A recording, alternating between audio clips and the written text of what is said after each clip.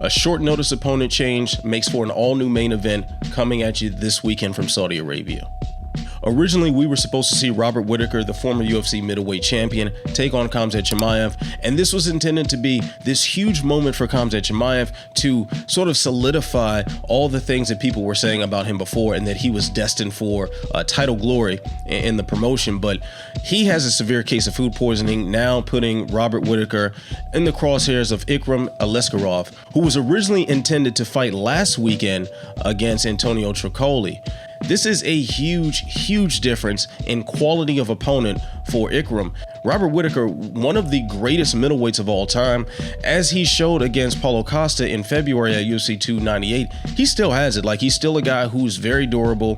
He's still a very smart fighter, someone who uses all of his fight IQ and all of his abilities to get the job done. I think if we're talking about a full camp, this is going to be a different style of fight. Aliskerov was not preparing for a 5-rounder to begin with. He was going to be fighting on a 3-round co-main event. And then on top of that, this is a guy who's never fought 5 rounds at all in the entirety of his career. So to step in on short notice in a 5-round main event against someone who is a far different type of fighter, it really doesn't seem like a good matchup. Now, Ikram has some things that work very well for him. He's obviously a very powerful striker, skilled in that area, and as his first round knockout show, like, he can put your lights out at any time. Now, I think that's the true danger for Robert Whittaker here. Make no mistake about it. Ikram has the ability to finish Robert Whittaker if he were to land some of those really hard strikes on him. But I just don't think he's going to get those opportunities. I do feel like he'll have this initial burst as the adrenaline and whatnot, this huge opportunity, sits on his shoulders. I think he's going to do that, but then when that adrenaline wears off and Robert Whittaker, who has been in many of 5-rounders, has his time to work, that looks like a much different fight. That looks like a veteran picking apart a relative newcomer. And I think it's going to be a landslide decision for Robert Whittaker, if not a late finish. In the co-main event, we have Sergey Pavlovich taking on Alexander Volkov in what looks like a very interesting fight on paper, and I think one that's going to provide a nice amount of action for the fans as well. 5, 4, 3, 2, 1. Pavlovich is making his first appearance since November when he lost to Tom Aspinall for the interim heavyweight title. And Alexander Volkov is riding a 3-fight win streak. I believe they're all finishes as well. And he's looked much improved in the last several years. So definitely a very interesting style conflict when you put these two in front of each other. Now, I think Pavlovich has some things that he needs to worry about from Volkov, namely that teep kick that he likes to just jab at his opponents with and keep them at bay and make the best use of his height and reach. The only problem with the way Volkov fights is that he is also very hittable. Now, even for someone who is able to maintain distance for extended periods of time, there's always that moment or two when his opponent finds their way on the inside and is able to place some fists on Volkov's chin.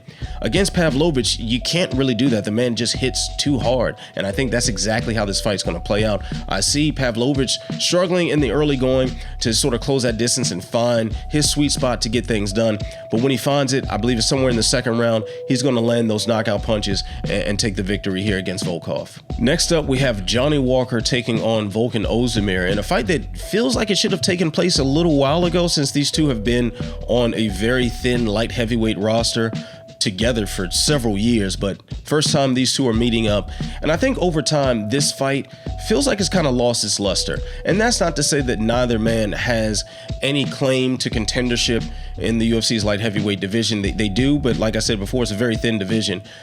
Ozdemir is someone who's always been able to put power on people. He lands some hard shots. He's also sneakily good on the ground. Johnny Walker is sort of used his athleticism as a springboard for everything else. A lot of wild exchanges and stuff for him. But since he's gone to SBG Ireland, he's become a far more conservative fighter, and he might still do some crazy stuff from time to time, but it's not this reliant style on just dynamism. It's been far more dialed back, and I think the combination of that dialogue dialed back nature, along with Ozdemir sort of waning in the last several years, despite the fact that he's coming off of a win, I don't think it makes for the most action-packed fight. I feel like Walker is going to be able to use his athleticism to sort of keep things where he wants to keep them. And the smart thing isn't to go into some all-out striking battle with Volkan Ozdemir, especially if you have sort of the durability issues that Johnny Walker tends to have. But I think he's still good enough to get the job done. I don't think this is going to be an exciting fight. I feel this is probably going to be very slow paced, and looking back, might be one of the low points of the main card, but I believe Johnny Walker gets a decision win here. Next up, we have Kelvin Gastelum taking on Daniel Rodriguez. I do think the unnamed opponent here is Father Time. Kelvin Gastelum, in a previous version of himself, would have run through a fighter like Daniel Rodriguez, someone who doesn't really have too many dimensions to his game despite being effective at what he does.